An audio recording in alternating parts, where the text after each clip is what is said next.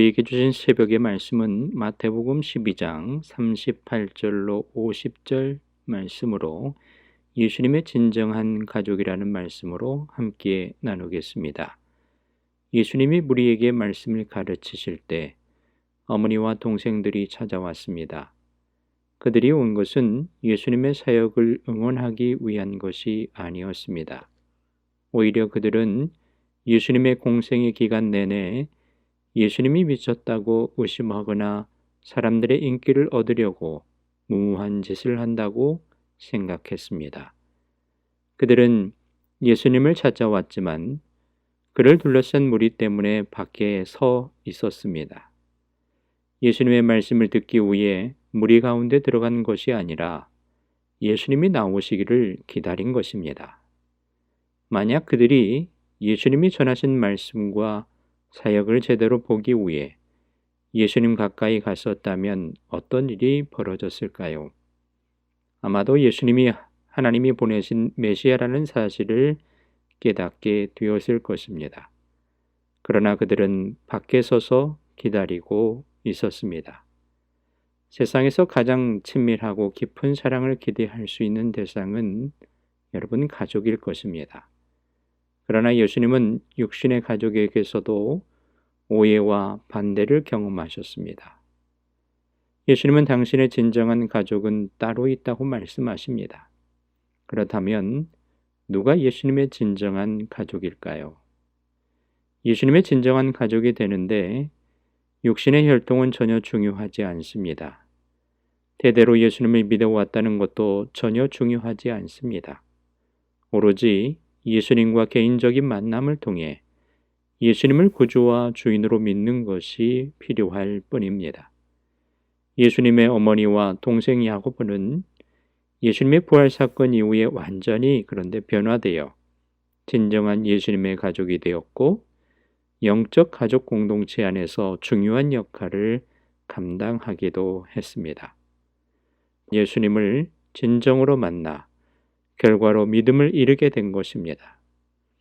예수님은 지금도 이처럼 당신의 영적인 가족을 찾고 계십니다.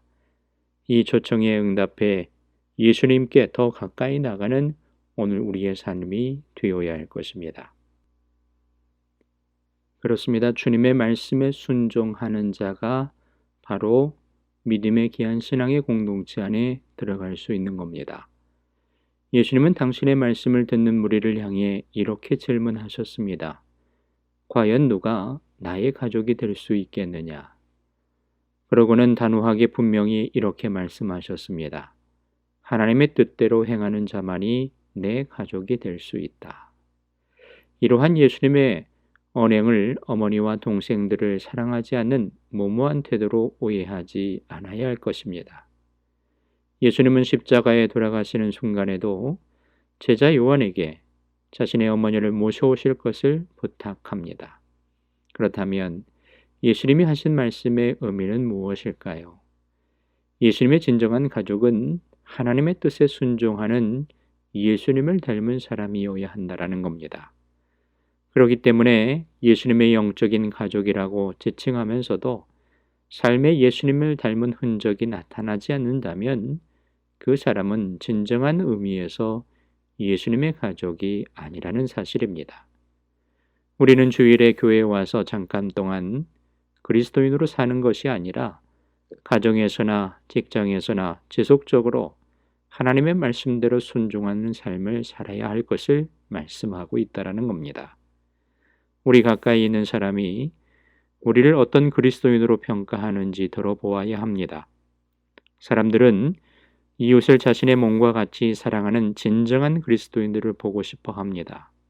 그렇기 때문에 요즘과 같은 이 코로나 상황 속에서 삶의 질병 속에 있는 우리의 생활 속에서 예수님의 사랑을 말로만 전하지 말고 행동으로 보이고 함께 협력하여 이 일들을 헤쳐나가야 할 것입니다.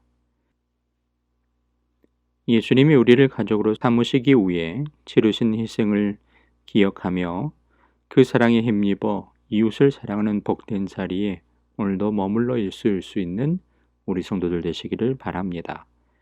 예수님과 영적으로 맺어진 가족은 말씀에 순종하는 사람들입니다. 교회 다니면서도 자기중심적으로 생각하고 말씀과 상관없이 살아간다면 예수님의 참된 가족이 될 수 없습니다. 따라서 형식적인 그리스도인으로 살지 않기를 결단하고 실행해야 합니다. 그래서 믿음의 실천과 삶의 증거를 통해 진실로 주님의 가족으로 인정받고 하늘의 기쁨을 누리는 오늘 저와 여러분의 삶이 되기를 간절히 주님의 이름으로 축원드립니다.